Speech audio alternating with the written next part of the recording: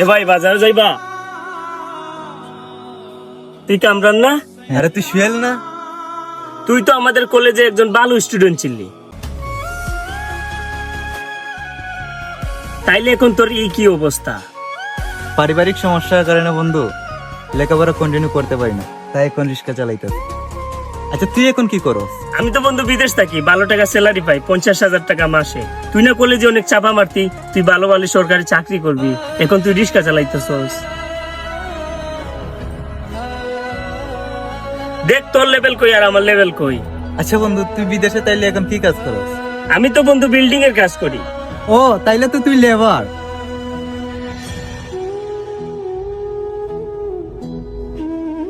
শুন বন্ধু, কোনো কাজে ছোট মনে করবি না, চাইলে আমিও বিদেশ যাইতে পারতাম, কিন্তু একমাত্র সন্তান আমি মা বাবার কাছে, আমি বিদেশ যাব না।